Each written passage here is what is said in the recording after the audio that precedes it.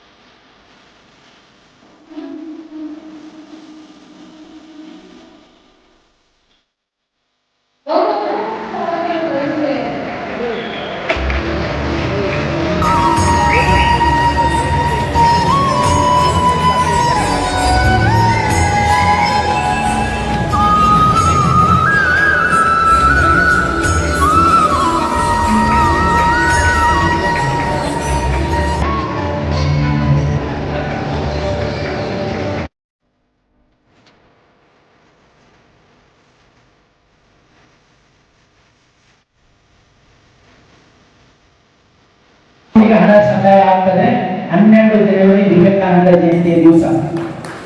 ಅದಕ್ಕಾಗಿ ಇವತ್ತು ಮಾನ್ಯ ಮುಖ್ಯಮಂತ್ರಿಗಳ ನಿರ್ದೇಶನದ ಮೇರೆಗೆ ಮತ್ತು ಉಪಮುಖ್ಯಮಂತ್ರಿಗಳು ಕೂಡ ಇದಕ್ಕೆ ಸಂಪೂರ್ಣ ಸಹಕಾರ ಕೊಡ್ತಾ ಇದ್ದಾರೆ.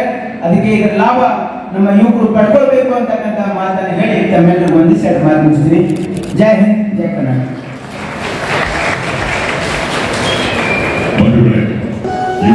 ಯೋಜನೆಯ ಆರ್ಥಿಕ ಸಹಾಯದೊಂದಿಗೆ ಕನ್ನಡ ನಾಡಿನ ಎಲ್ಲ ಯುವಕರನ್ನ ತಮ್ಮ ವೃತ್ತಿ ಕೌಶಲ್ಯವನ್ನು ಹೆಚ್ಚಿಸಿಕೊಂಡು ಸರ್ಕಾರೇತರ ಸಂಸ್ಥೆಗಳಲ್ಲಿ ಉದ್ಯೋಗ ಕಲ್ಪಿಸಿಕೊಂಡು ಅಥವಾ ಸರ್ಕಾರ ನೀಡುವ ಸಹಾಯದಿಂದ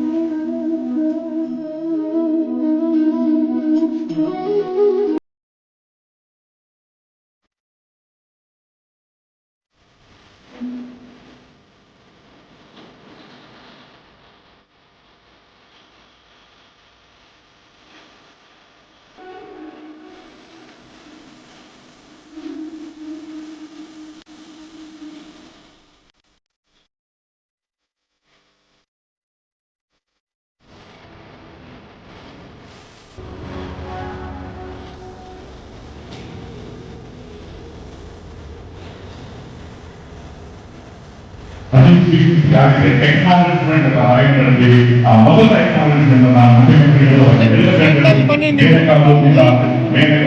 ಸ್ವೀಕಾರ ಎಲ್ಲರೂ ಸೈಲೆಂಟ್ ಆಗಿದ್ದೀರಲ್ಲ, ಯಾಕೆ? ಕೆಲಸ ಇಲ್ಲ ಅನ್ನುವಂತ ನೋವು ಆಕೆಯಲ್ಲಿ ಮನೆ ಮಾಡಿದೆ. ಸರ್ಕಾರದ ಈ ಯೋಜನೆ ನನಗೆ ದೊಡ್ಡ ಭಾರವಾದ ಆನೆ ಜೊತೆ ಮಹಾತ್ಮ ಗಾಂಧೀಜಿ ಕೊಟ್ಟಂತ ಒಂದು ಪುಸ್ತಕವನ್ನ ನನಗೆ ಗಿಫ್ಟ್ ಆಗಿ ಕೊಟ್ಟರು. ಆ ಪುಸ್ತಕ ನೋಡಿದೆ, ಮಹಾತ್ಮ ಗಾಂಧೀಜಿಯವರು ನನ್ನ ಕನಸಿನ ಭಾರತ ಅಂತ ಹೇಳಿ ಬರೆದಂತ ಪುಸ್ತಕ ಕೊಟ್ಟಿದ್ದಾರೆ. ಆದ್ರೆ ನನಗೆ ಸಿದ್ದರಾಮಯ್ಯ ಕನಸಿನ ಕರ್ನಾಟಕ ಅಂತ ಹೇಳಿಕ್ಕೆ ನನಗೆ ಬಹಳ ಸಂತೋಷ ಆಗ್ತದೆ. ತಮ್ಮನ್ನೆಲ್ಲ ನೋಡಿದ್ರೆ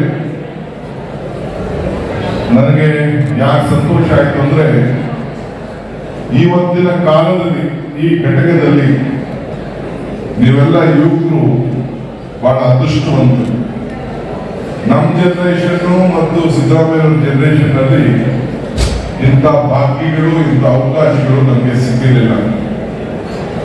ಅದೃಷ್ಟವಂತ ಎಂದರೆ ಅವಕಾಶವನ್ನು ಕೊಟ್ಟ ಮಾತು ಉಳಿಸಿಕೊಂಡ ಕೈಗೆ ಶಕ್ತಿ ಬಂತು. 5 ಬೆರಳು ಸೇರಿ ಒಂದು ಮುಷ್ಟಿ ಆಗಿತ್ತು. 5 ಗ್ಯಾರಂಟಿ ಸೇರಿ ಕೈ ಗಟ್ಟಿ ಆಯಿತು. ಅರಳಿದಂತ ಕಮಲ ಇದನ್ನು ನೋಡಿ ಉದುರಿ ಹೋಗಿತ್ತು.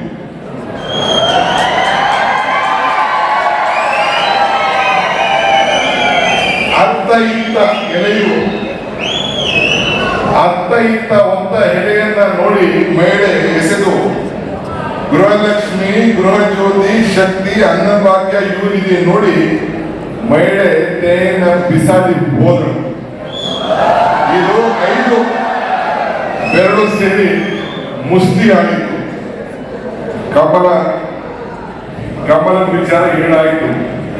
ಕಾಂಗ್ರೆಸ್ ಪಕ್ಷ ಕೊಟ್ಟ ಮಾತನ್ನು ಉಳಿಸಿಕೊಂಡು ನುಡಿದಂತೆ ನೋಡಿ 5 ಬೆರಳು ಸೇರಿ 5 ಗ್ಯಾರಂಟಿ ಸೇರಿ ಕೈ ಗಟ್ಟಿಯಾಯಿತು, ಕೈ ಗಟ್ಟಿಯಾಯಿತು, ಕೈ ಮುಷ್ಟಿ ಆಯಿತು.